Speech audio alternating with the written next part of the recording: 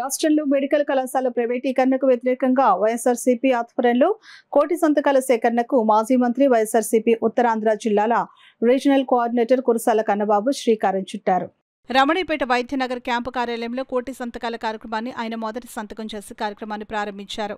కార్యక్రమానికి హాజరైన పార్టీ నాయకులకు గవర్నర్ పేరిట ముద్రించిన ప్రతులను అందజేసి సంతకాలు సేకరించారు. గ్రామాల్లో రచ్చబండ కార్యక్రమం ద్వారా కోటి సంతకాల సేకరణ కార్యక్రమం ఏ విధంగా చేపట్టాలో అవగాహన కల్పించారు. ఈ సందర్భంగా కన్నబాబు మీడియాతో మాట్లాడారు. ఈ కార్యక్రమంలో పార్టీ నాయకులు, కార్యకర్తలు పెద్ద సంఖ్యలో పాల్గొన్నారు. చంద్రబాబు నాయుడు గారి ప్రభుత్వం తీసుకొస్తూ ఉంది. దీన్ని ఎట్టి పరిస్థితుల్లో వైఎస్ఆర్ పార్టీ క్షమించేది లేదు, దీన్ని ఉపేక్షించేది లేదు.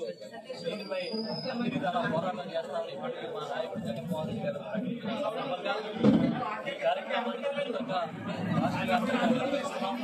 దానిలో భాగంగానే ఆగస్టు వాళ్ళ కాకినాడ నియోజకవర్గంలో కూడా ప్రారంభించాం. రేపటి నుంచి అన్ని గ్రామాల్లో కూడా మా నాయకులు బృందాలుగా ఏర్పడి ఆ గ్రామాలకు వెళ్ళి అక్కడ మా నాయకులతో కలిసి ఇది నవంబర్ 22 వరకు కూడా కార్యక్రమం జరుగుతుంది.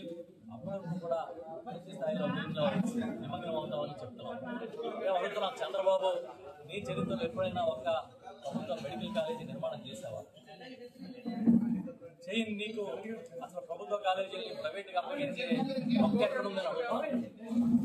ఇవాళ ప్రభుత్వ వైద్యం పొందడం అనేది ప్రజల హక్కు. ఈ హక్కుని మీరు కాల రాస్తున్నారు. ఇది చరిత్రలో మీరు హీనులుగా మిగిలిపోయిన చర్య.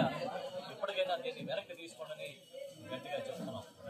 ఇదే కాదు, రాష్ట్రంలో అన్ని ప్రభుత్వ ఆస్తులను కూడా ప్రైవేటు పరం చేయడానికి ఒక కుట్ర జరుగుతోంది. ఈ కుట్రని మేము తీవ్రంగా ఖండిస్తున్నాం.